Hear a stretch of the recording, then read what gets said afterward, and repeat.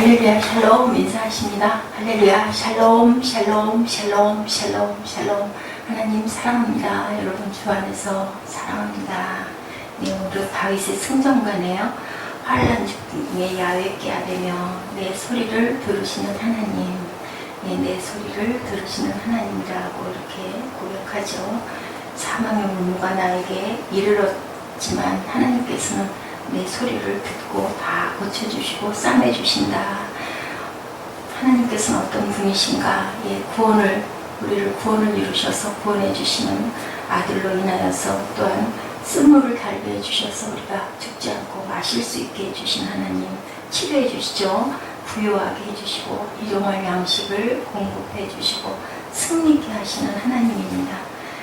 본장에서는 다윗 왕이 하나님의 구원과 사랑을 체험하고 그것을 노래하는 그러한 시가 시편 18편에 정리가 돼서 올라가 있습니다. 시간과 공간을 초월하여 우주적으로 이어지는 모든 성도들의 우리들의 찬양이기도 하죠. 이 찬양의 노래는 이렇게 이어지고 있고요. 시편에 아름답게 정리가 되었습니다. 사망의 물결과 불의의 창수, 음부의 줄, 사망의 올무 등을 표현하죠. 나를 둘러싼 위험 속에서 나를 건지시는 그러한 하나님이라고 이렇게 고백합니다. 승리케 하시는 하나님, 잠언 21장 31절에 지혜로도 명철로도 모략으로도 여호와를 당치 못하느니라. 많은 싸울 날을 위하여 마병을 예비하고 이김은 야훼께 있느니라고 이렇게 잠언에 고백하고 있습니다.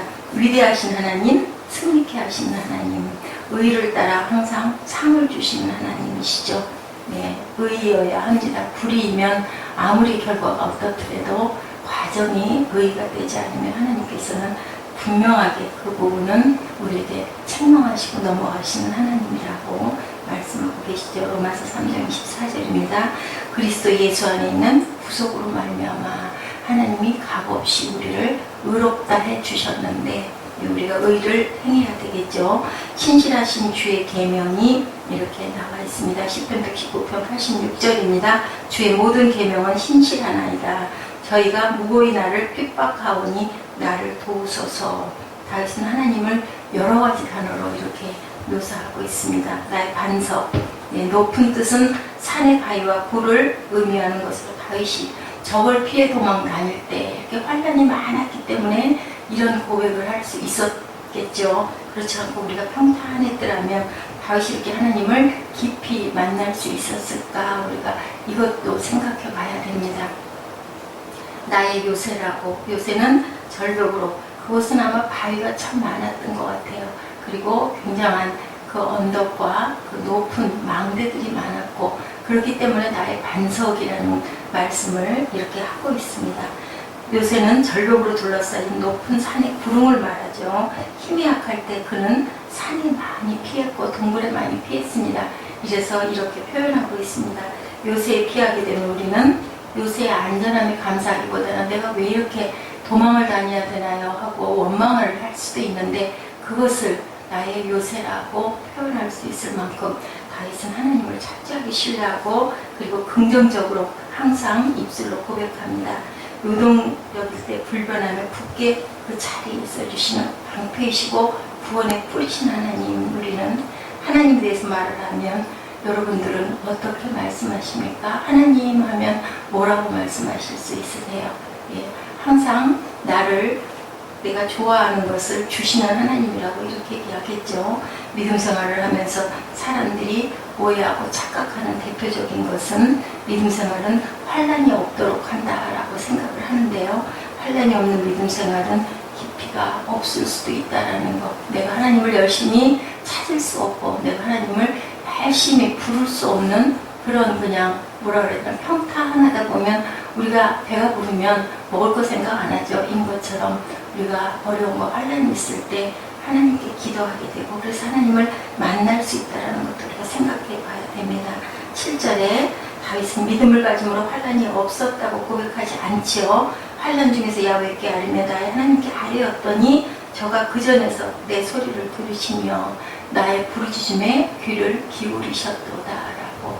다윗도 예외가 아니었죠. 잘못했을 때는 아무리 기도해도 답을 주시지 않기도 합니다. 아들을 데려가시기도 합니다. 분명하게 해결하지 않으면 하나님이 듣지 않으시는 하나님을 우리가 21장에서도 봤습니다. 하나님을 고백하고 있는 것은 반석과 요새, 건지시는 자, 피할 바위, 방패, 구원의 뿔 등 모든 것을 환난을 내가 경험함으로 겪는 것들을 이렇게 고백하는 그러한 다윗의 마음.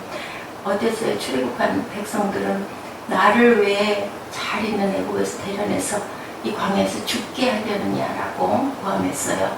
그럼 차라리 거기에 있었더랬으면 좋았을 걸, 이 고통을 받게 하느냐 했는데 다윗은 그렇지 않죠. 환난이 없으면 신앙이 자라지를 않습니다.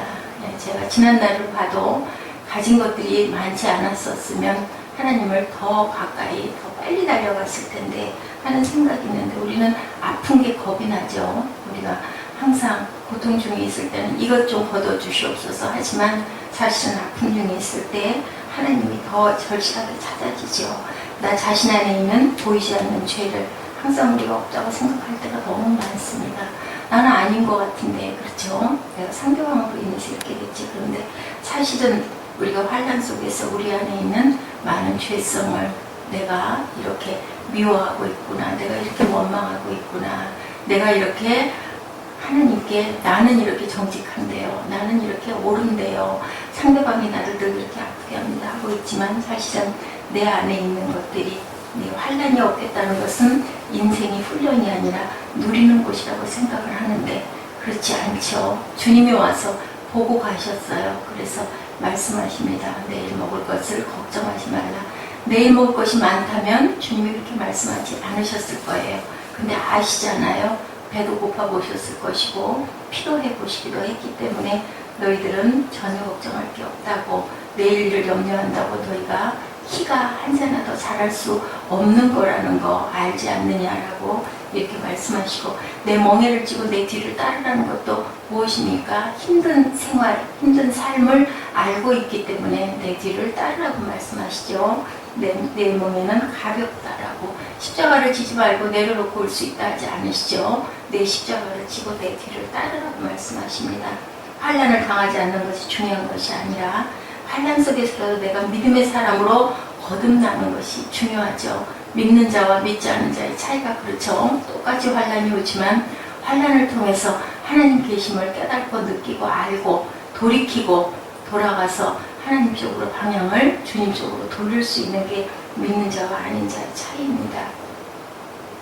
나의 편안함이 믿음보다 우선인 사람들, 편하게 신앙생활하는 것에 초점을 맞춰서는 아니 되죠. 오는 환난을 우리가 극복하고 넘어서서 완주해서 멀리 계시는 하나님을 바라볼 줄 아는 그러한 시선을 가져야겠습니다. 다윗이 경험한 하나님을 우리도 우리의 말로 고백할 수 있는 믿음이 되도록 하여달라고 성령께 의지하여 기도하시기 바랍니다.